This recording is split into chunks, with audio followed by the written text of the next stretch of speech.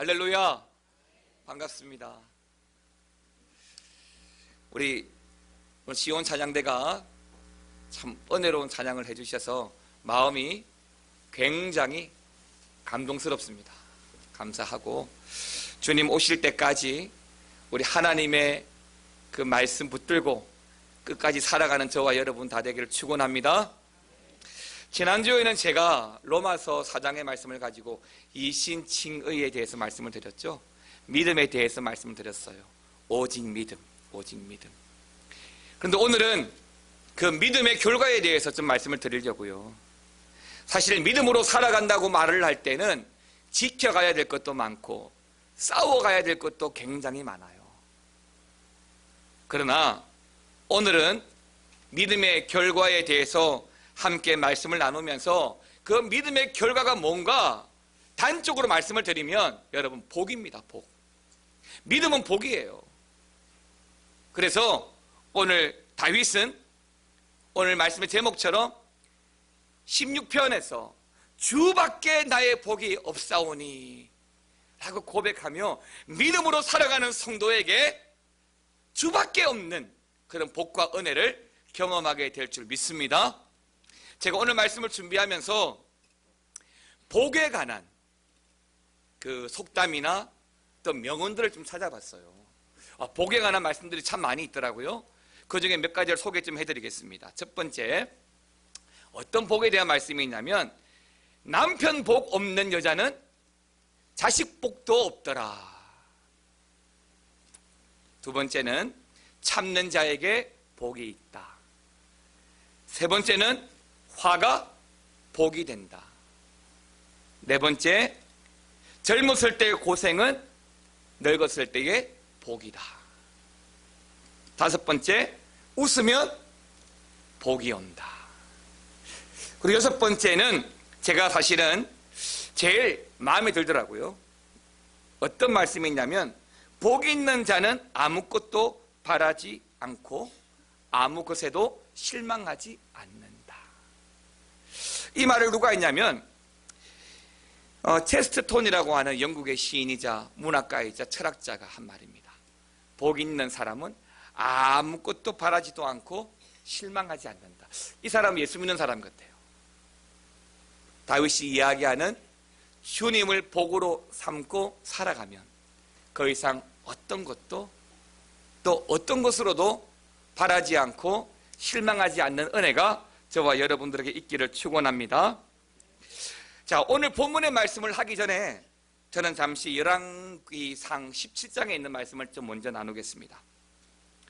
여러분, 지금은 레바논 지역인데요, 두로와 시돈이라는 지역이 있습니다. 이 두로와 시돈은 이스라엘 지도를 쭉 펴놓고 보면 제일 북쪽이라고 이야기할 수 있는 사마리아보다 더 북쪽에 있는 지금의 레바논 바닷가 쪽에 있는 지역이 바로 두로와 시돈입니다. 그런데 그 두로와 시돈이라는 지역에는 그 사이에 사렙다라고 하는 다른 말로 사르밧이라고 불리는 지역이 있습니다. 열왕기상 17장에 보게 되면 그 사르밧에서 남편을 일찍 여의고 아들 하나만을 데리고 사는 가부가 나오는데, 이 가부가 사르밧 지역에서 살고 있다고 해서 우리는 이 가부를 사르밧 가부다라고 부릅니다. 그런데 그 사르밧 가부가 살았던 이 사르밧 그 지역을 포함해서 당시는 이 중동 지역 전체가 굉장한 흉년이 들어가지고, 가뭄으로 인해서 흉년이 들어가지고 먹고 사는 문제가 가장 큰 골칫거리였습니다. 열왕기상 17장에 나오는 이 사르밧 가부 그 가정 역시도 마찬가지입니다. 먹을 음식이 거의 다 떨어지고, 열왕기상 17장에 보니까 이제 마지막 먹을 한 끼 정도, 아들과 또 자기와 조금 넉넉하게도 아니고 그냥 좀 부족하더라도 한 끼 정도 배 채울 수 있을 만큼의 한 움큼의 가루와 이 가루를 요리할 수 있는 조금의 기름만 남아있을 뿐이었습니다.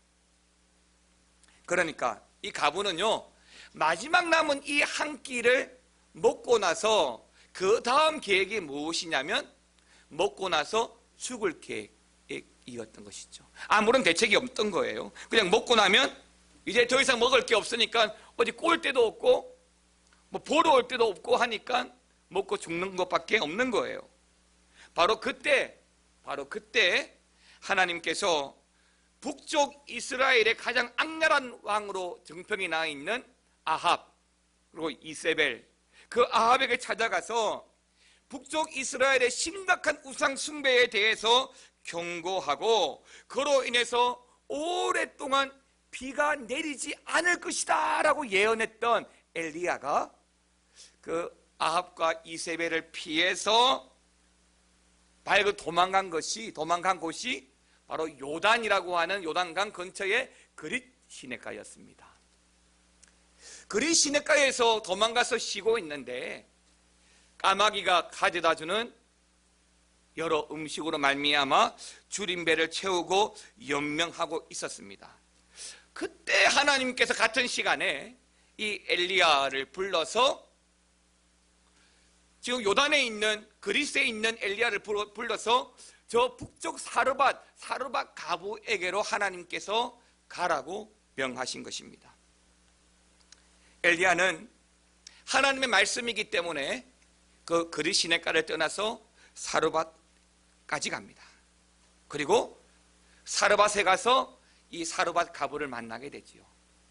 그리고 엘리야가 뭐라고 이야기하느냐면 가뭄 가운데 그것도 한 끼밖에 먹을 것이 없는 이 가부의 집임에도 불구하고 엘리야는 그 가부에게 그 먹을 것 나에게 공개하라 라고 요청합니다.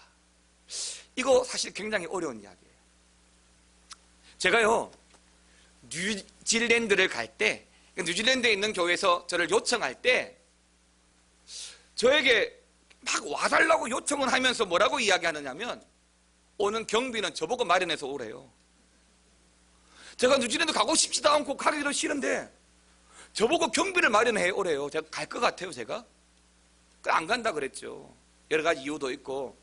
그런데 계속 와달라고 조르는 바람에 기도하는 끝에 한 서너 달 기도하면서 결국 응답을 받고 가기로 결정을 되어진 거예요. 근데 뉴질랜드 교회에서 뭐라고 이야기하냐면 경비를 마련하는 방법을 이야기해 주는 거예요.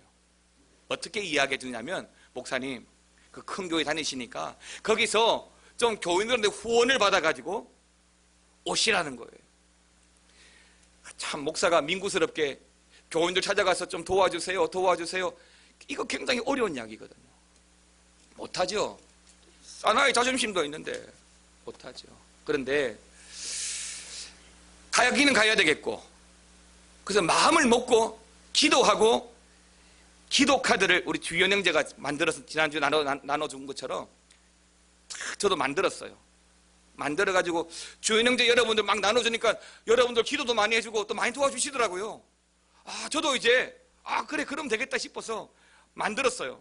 그래서 제가 섬기던 교구에 제가 섬기던 부서에 뭐 장로님, 근사님 한 10명 가까이 만나기로 약속을 했어요.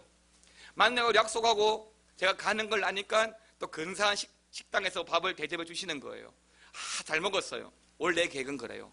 밥 먹고 한참 이야기하다가 저 장로님 기도해 주십시오. 제가 가게 되었습니다.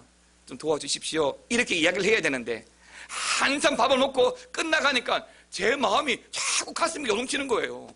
자꾸 가슴이 뛰는 거예요. 이야기는 해야 되겠는데 말이 안 나오는 거예요.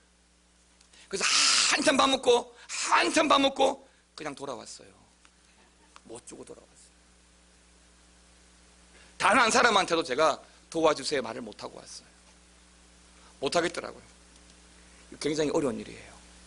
근데 엘리야가 더군다나 누구한테 갔어요? 저는 나름대로 우리 교구 안에서 좀 형편이 괜찮고 저는 도와줄 만한 사람, 저는 저하고 관계가 좋으신 분들, 그런 분들 리스트를 뽑아가지고 찾아가도 저는 못했는데 엘리야는 누구한테 갔어요?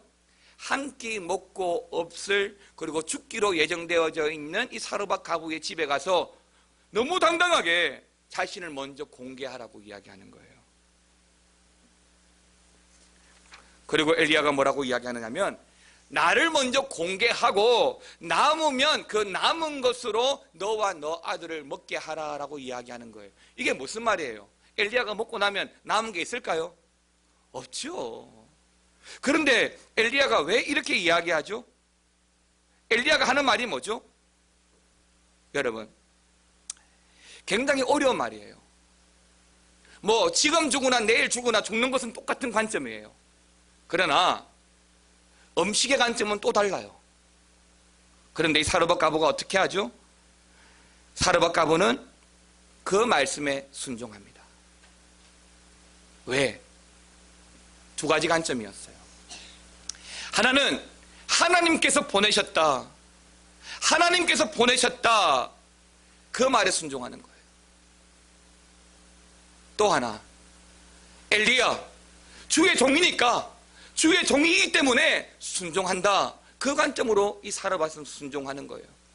달리 말하면 죽을 각오하고 순종하는 거예요. 그 음식을 내어주는 거예요.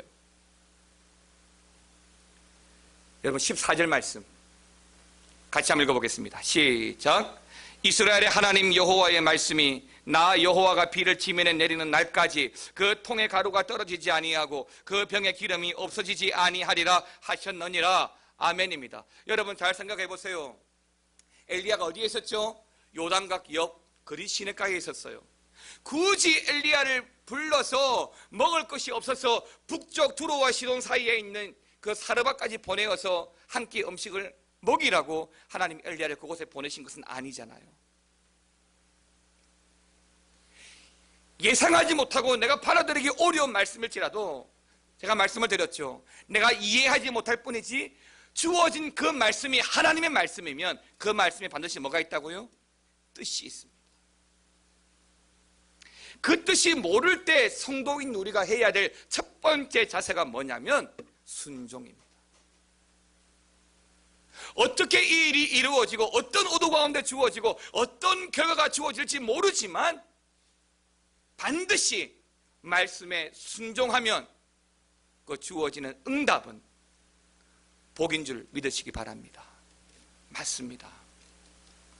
금방 읽었던 14절 말씀은 땅에 비가 내리는 날까지 이 사르밧 과부의 집에 있는 그 통에 가루가 떨어지지 아니하고 그 병의 기름이 떨어지지 아니한다라고 말씀하셨어요. 모두가 굶어 죽을 지경이 되었을 때에 이 사르밧 과부만큼은 먹는 거 문제 걱정하지 않아도 될 만큼 풍족하게 채워주신 거예요. 부자가 되게 하신 게 아니에요. 먹고 사는 문제 해결해 주신 거예요. 그런데 이게 뭐예요? 이게 복이라는 거예요. 돈도 좀 주지, 집도 좀 주지 라고 하지 않아요. 지금 주어진 말씀의 응답대로 이것을 복으로 받아들이는 거예요. 과부는 절박하지만 순종합니다. 순종하니까 축복을 받는 거예요. 여러분, 하나님의 축복의 공식은요, 말씀에 순종할 때입니다. 기적도 말씀에 내 자신의 의지를 내려놓고 순종할 때 주어지는 은혜입니다. 여러분, 베드로가 예수님을 처음 만났어요. 베드로가 예수님을 처음 만났을 때 그 장소는 갈릴리 바닷가입니다. 성경은 그 베드로에 대해서 어떻게 설명하느냐면 밤이 맞도록 고기를 잡았다라고 했어요. 밤이 맞도록 고기를 잡았는데 한 마리도 못 잡았다라고 이야기하는 거예요. 베드로가 누구죠? 그 갈릴리 바다에서 업으로서 잔뼈가 굵어 온 사람이에요. 물때도 정확하게 알고 포인트도 정확하게 아는 사람이 베드로예요. 그런데 밤이 맞도록 수고하였다라고 하는 말은, 그런데 고기를 못 잡았다는 말은 두 가지예요. 고기가 없었거나 아니면 굳이 베드로가 고기를 잡을 마음이 없는 거예요. 그러지 않고서는 고기를 못 잡을 리가 없어요. 왜? 베드로가 물때를 모르는 게 아니에요. 포인트를 모르는 게 아니에요. 또 노련한 전문가 어부기 때문에 배와 그물을 손질하지 않은 것도 아니에요. 그런데 못 잡았단 말이에요. 근데 성경이 왜 밤새도록 고기를 잡이 한 베드로의 모습을 밤이 맞도록 수고하였다라고 기록을 해 놓았냐면, 그 다음에 예수님께서 갈릴리 바다에서 베드로를 찾아와 베드로의 배에 오르셔서 베드로에게 한 말 때문이에요. 그 말이 뭐죠? 깊은 데로 가서 그물을 내려라는 거예요. 이 상태가 어떤 상태냐면 순종할 수 없는 상태를 이야기하는 거예요. 순종할 수 없는 상태. 제가 이제 낮에 신방을 하고 교회 일들을 돌아보고 집에 돌아가면 좀 피곤해요. 그러면 피곤하면 저는 제 방에 있는 소파에 거의 눕다시피 탁 걸쳐서 앉아 있어요. 그리고 TV를 툭 틀어놔요. 그리고 가만히 있으면 졸음도 좀 와요. 그래 앉아있는데, 피곤해서 앉아있는데 저희 아내가 목사님 저것 좀 갖다 주세요, 목사님 이것 좀 해주세요, 목사님 저것 좀 하세요. 그러면 내 피곤한데, 제가 그러면 우리 집사님이 딱 그래요. 어떻게 하냐면, 그러면 제가 어떻게 해야 돼요? 벌떡 일어나서 또 해야 되죠. 살아야 되니까 해야 되는 거예요. 피곤함은, 힘듦이라고 하는 것은 평상시에 잘 하던 것도 하지 못하게 해요. 기쁨으로 하던 것도 기쁨으로 하지 못하도록 막는 거거든요. 베드로가 밤이 맞도록 수고했다는 말은 예수님의 말씀에 순종할 수 없는 상태를 이야기하는 거예요. 근데 예수님 뭐라고 이야기해요? 깊은 데로 가서 그물을 내려라고 이야기하잖아요. 그때 베드로의 답변이 그래요. 누가복음 5장 5절입니다. 같이 읽겠습니다. 시작. 시몬이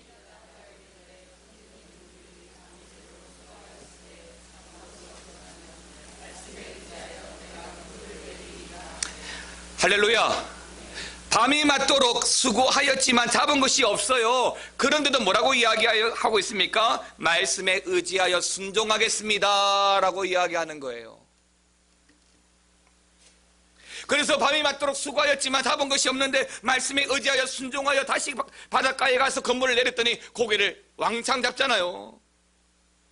왕창을 잡고 보니까 베드로가 뭐라 그래요? 자기가 누군지를 알았어요. 예수님 누군지를 알았던 거예요. 그리고 예수님 나를 따라오라고 말씀하셨을 때 배와 그물을 즉시로 버려두고 예수님을 따라가는 거예요. 맞습니다.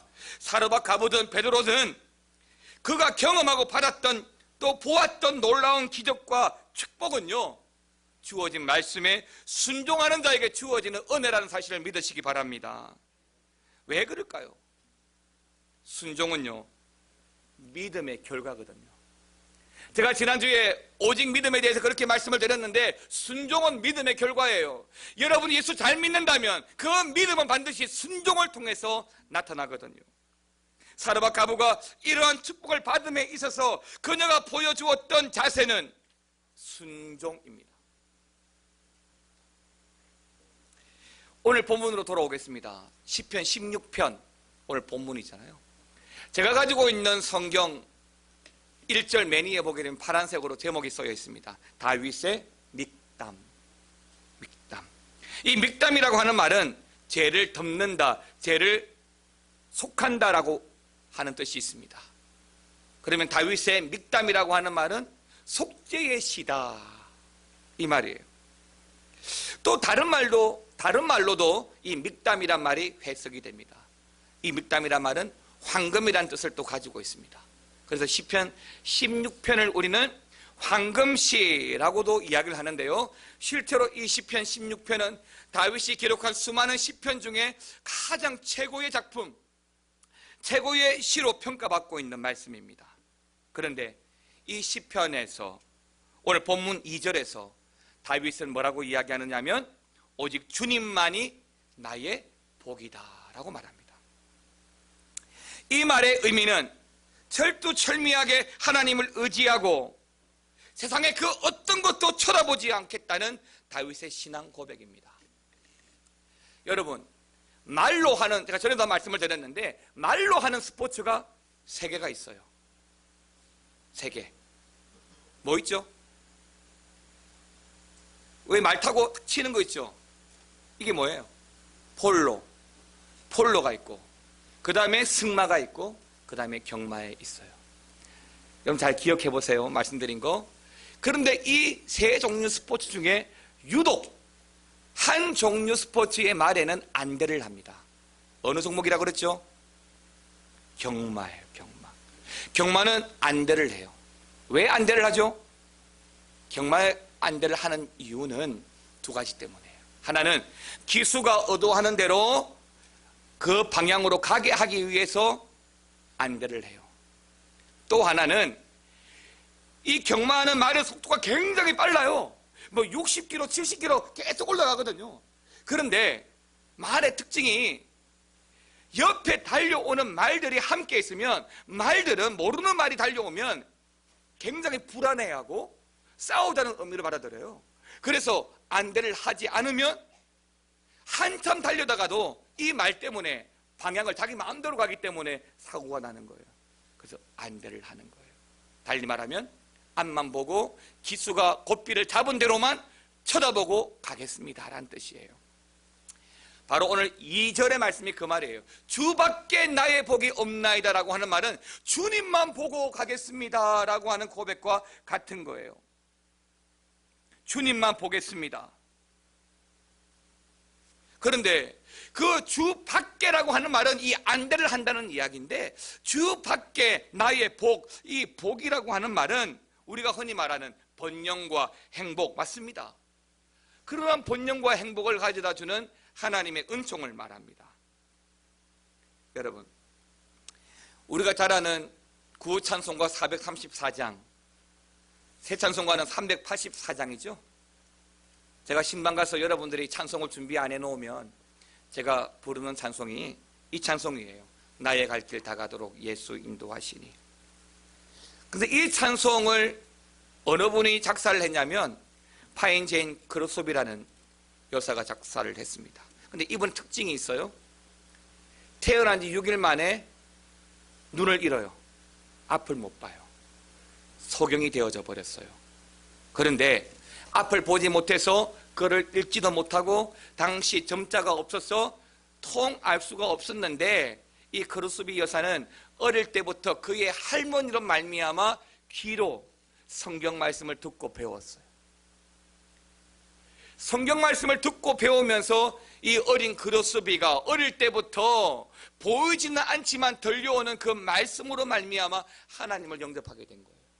그래서 15세부터 그가 맹인학교에 들어가고, 그리고 94세에 그가 죽기까지 그가 하나님에 대한 신앙 고백의 그 시를 작성한 찬송시가 무려 몇 편이냐면 9,000편이 넘어요. 장애를 안고 살아가는 사람들조차 장애 중에 제일 불쌍한 장애가 앞 못 보는 장애라고 이야기를 해요. 그런데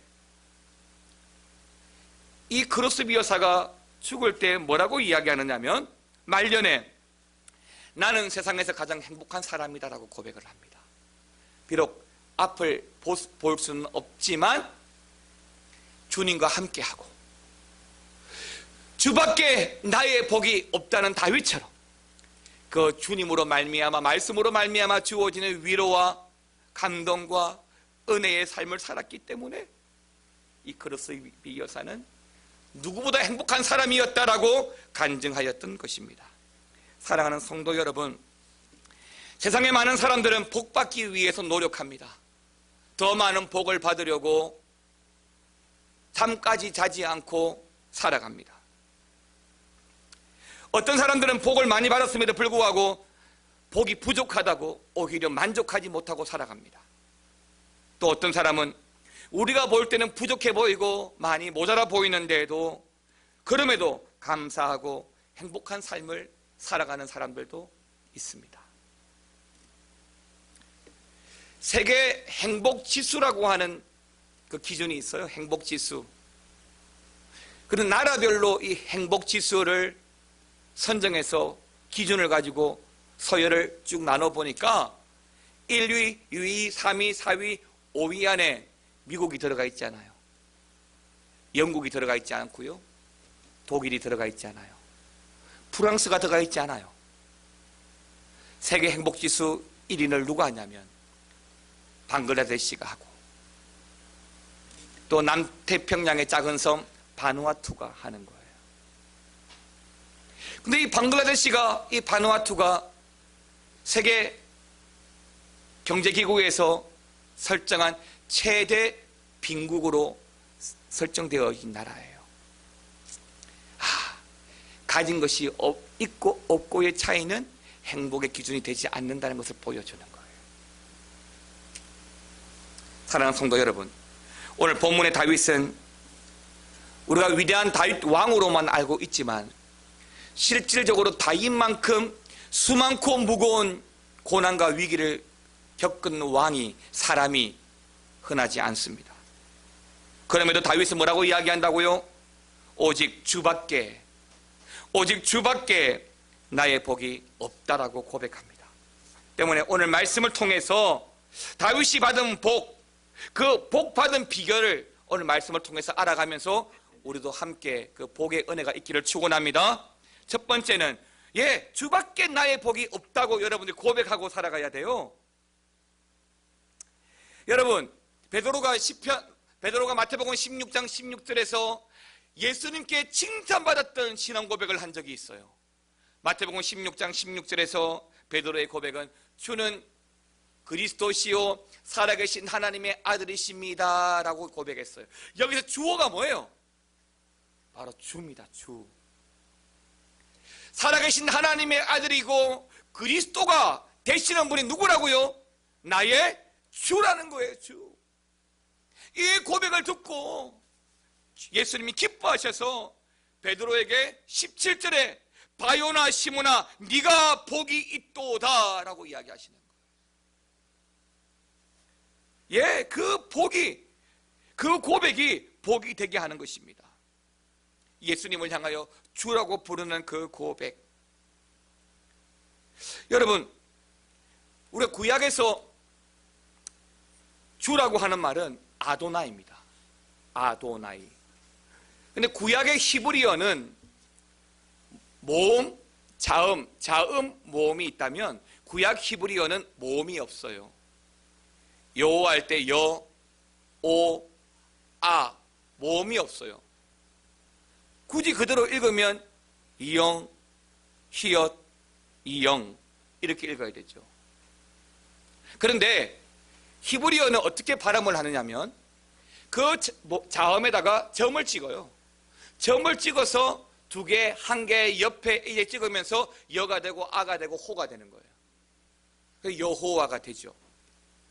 근데 유대인들은 하나님에 대한 경외하는 마음과 두려워하는 마음이 동시에 있습니다.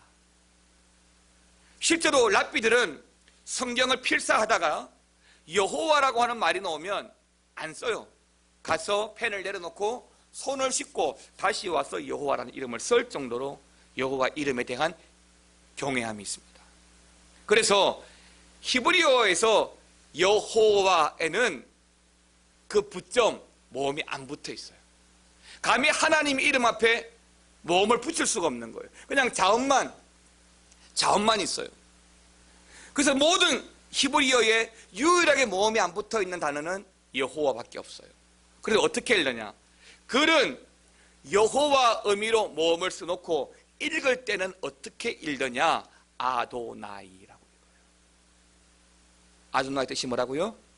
주, 나의 주님이란 뜻이에요. 여러분, 하나님을 향하여 나의 주 되심을 고백하심으로 다윗이 받았던 그 복을 받으시기를 축원합니다. 두 번째, 오늘 5절 말씀 같이 한번 읽어볼까요? 5절 시작. 여호와는 나의 산업과 나의 잔의 소득이시니 나의 분깃을 지키나이다. 다윗은 유산이라고 고백합니다. 유산. 여러분, 어제 뉴스에 보니까 우리나라 그 기업들이 거의 대부분이 이미 자녀들에게 뭐 부동산 또는 현금 또는 또 다른 것으로 이미 대부분 유산을 상속을 많이 해놨대요. 이미 벌써. 제가 그 뉴스를 보고 뭐라고 이야기했냐면 나도 있으면 그래 하겠다. 제가 그랬거든요. 그렇죠. 자녀에게 좋은 건 물려주고 싶잖아요. 그렇잖아요. 근데 예수 믿는 사람들은 정말 좋은 거 물려줘야 돼요. 근데 그 좋은 거에는 굳이 돈이 안 들어가요. 그거는 줘도 그만, 안 줘도 그만이에요. 여러분들도 없이 시작하셨잖아요. 그건 조금 더 출발을 앞당기는 것 뿐이지 나의 삶을 탁월하게 만드는 것은 아니에요. 근데 믿음이라고 하는 것은 달라요. 여러분들 자녀에게 믿음을 물려주면 그 자녀의 인생은 여호와로 말미암아 주어진 복된 인생을 살아가는 거예요. 그래서 여러분들은 자녀들에게 정말 믿음을 물려줘야 돼요. 그런데 오늘 여기 본문에서 보게 되면 이 다윗은 뭐라고 이야기하느냐면 여호와는 나의 산업과 나의 잔의 소득이시니, 소득 즉 기업, 하나님이 자신의 기업이라고 이야기해요. 요즘 그 기업 중에 삼성이라는 기업이 굉장히 잘 나가요.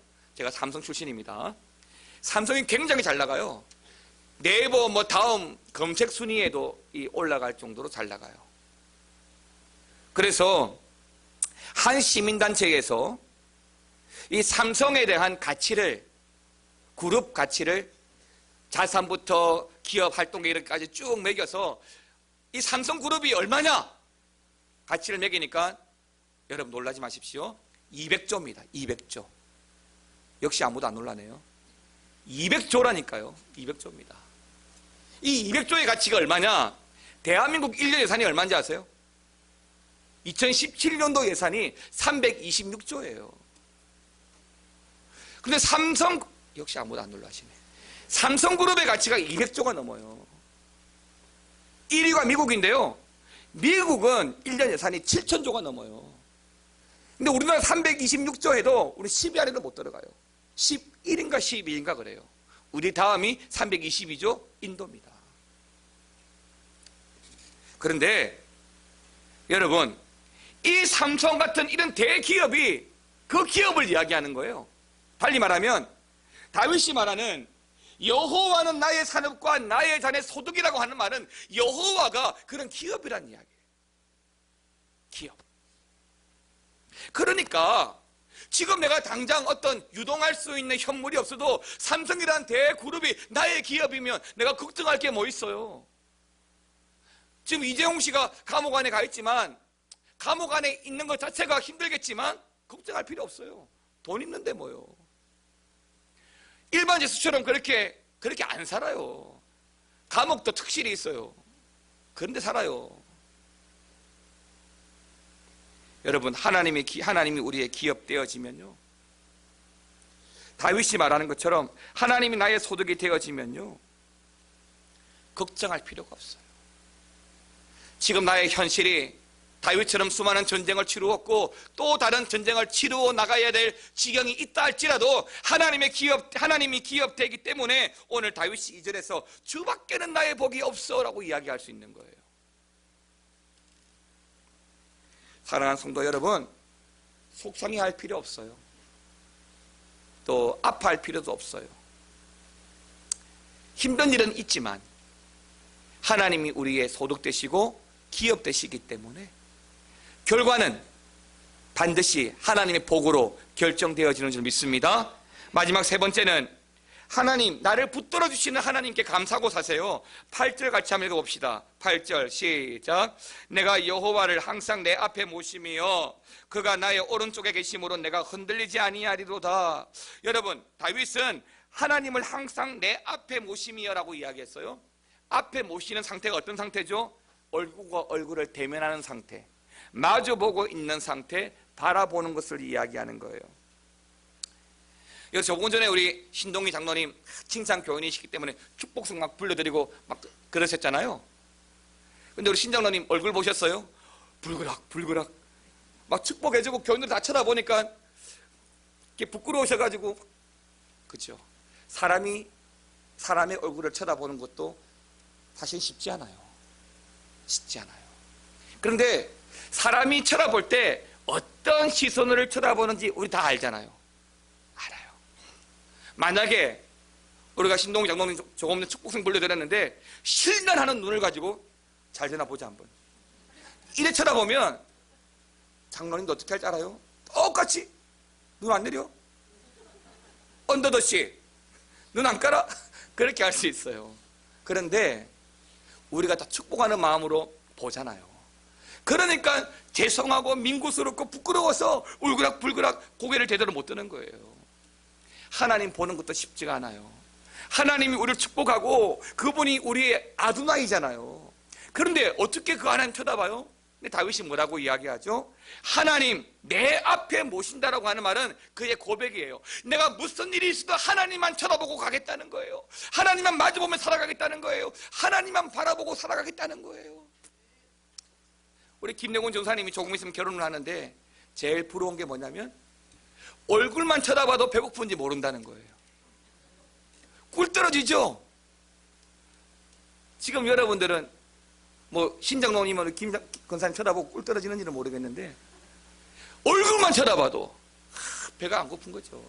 얼마 갈지는 모르겠지만 배가 안 고픈 거예요. 다윗의 고백이 그건 거죠. 하나님만 바라보고 살겠다는 거예요. 다윗은 그렇게 하나님의 임재를 느끼고 하나님 자신을 보호하고 자신을 붙들어 주심을 알기 때문에 2절에서 주밖에는 나의 복이 없나이다 라고 감사기도를 드렸던 것입니다. 사랑하는 성도 여러분, 주밖에는 우리의 복이 없는 성도의 삶으로 살아가시기를 축원합니다. 사랑하는 성도 여러분, 다윗이 11절에서 또 한 번 고백을 합니다. 11절 말씀 같이 한 번 더 보겠습니다. 시작.